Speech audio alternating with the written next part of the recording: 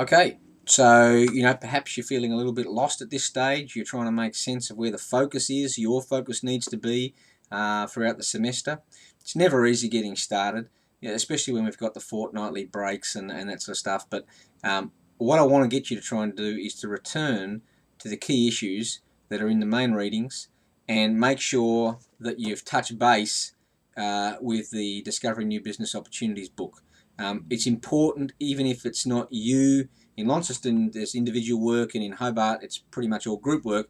But you need to be able to access the process that's in here. So whether you're using someone else's book or you're buying your own book, it's entirely up to you. I wouldn't prescribe the book to you if I didn't think that the book was something that you would be able to use from here on in, i.e. for the rest of your life. As I've said to you in class, it's the process that's being used across Australia now. We'll talk more about the process in our next workshops after you've had a chance to use it. I don't want to prescriptively tell you what you should do with the process. It's a very straightforward process. But if you pick up the book and work your way through it, you'll find that you can actually work your way through the process very quickly. There's 40 questions in here that need to be answered. Okay?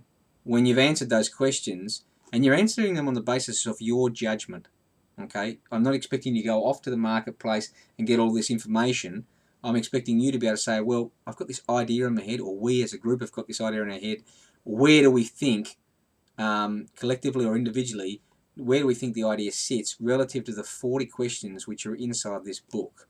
If you don't understand the nature of the question, then obviously there's more information in the book as to what that question is trying to actually get at. Okay, so make sure you touch base with this before our workshop, because I'll be referring back to the processes that are in here to try and make sense of the judgments that you're starting to form in relation to your idea. Okay, now we've got some papers. I've resending them out today by email, and in Launceston you'll be able to pick them up from the office, given that you haven't had the chance yet to pick them up as a paper copy. The first article that you need to make sure you're familiar with: many are called, few are chosen. You should have all seen it before if you've done BMA326.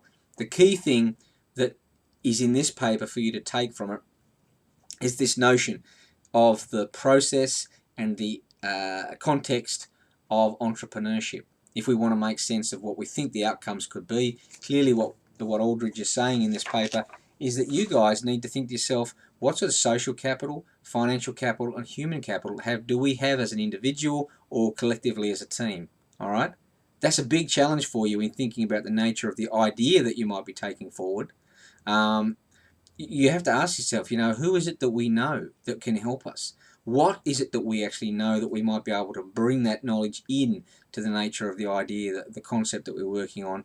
And, who do we know, or what do we know that can gain us access to particular resources that we might otherwise have to have paid something for, all right, or exchanged something else for, okay?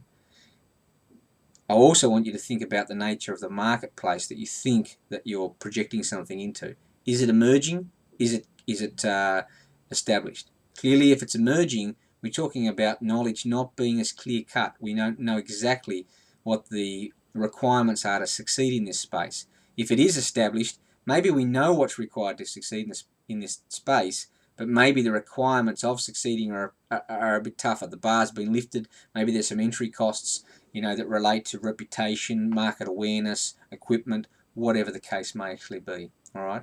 So it's important that you're familiar with the concepts that are in that paper. Likewise, we've been asking ourselves this key issue: what is it that we're selling to whom? Now, essentially, the Loddish article is essentially asking you about these issues that relate to the positioning, the targeting, and the segmentation. And they all boil down to that one question: what are you selling to whom? And taking it one step further into the paper, what's the nature of the distinctive competencies that you as an individual or a team have got to leverage that out from, okay? The question is not easy to answer, and it may take you across the semester. That'll be the first thing I really jump on top of you for in our workshops. When you come along and say, oh, I'm selling this to anyone aged 18 to 80, that won't cut. Right? No one sells anything to people that are aged 18 to 80.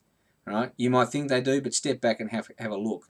In that category, if anything's that broad, there'll be segmented things that are actually being sold to older buyers, younger buyers, female buyers, male buyers, people with good taste, people on price budgets, whatever the case may be. All right, I want you to zero in on exactly who it is you're trying to talk to and what actually is it. Is it something intrinsic that you're trying to sell? Is it something quite tangible?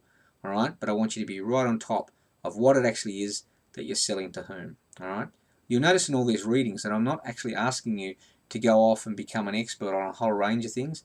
There's some key ideas in the readings, and they're going to really help you to shape the way that you communicate the nature of the ideas that you're actually working with.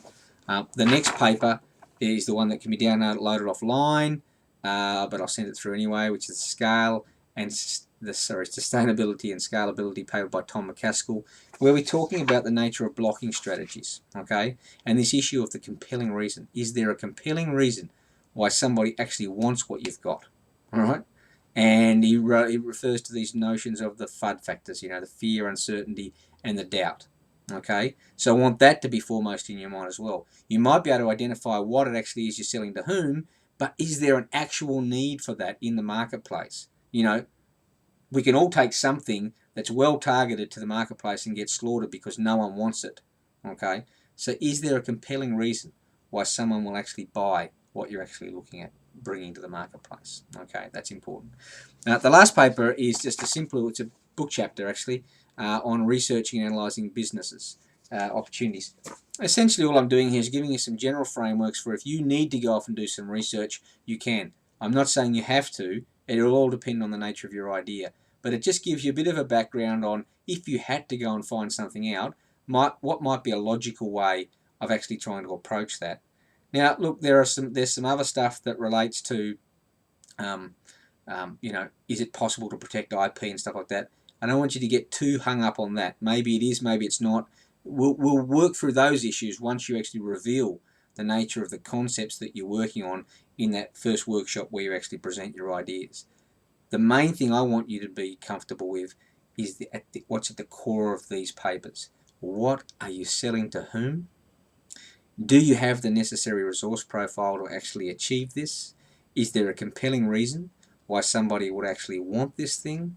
And is it possible for you to put in place some blocking strategies which would stop you from actually being in, you know, head-to-head competition?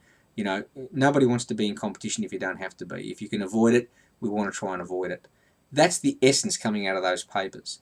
So have a look at them. Any questions, come back to me. I'm looking forward to seeing how you can apply those basic concepts into the nature of the ideas that you actually have. Any problems, give me a hoy. Cheers, guys.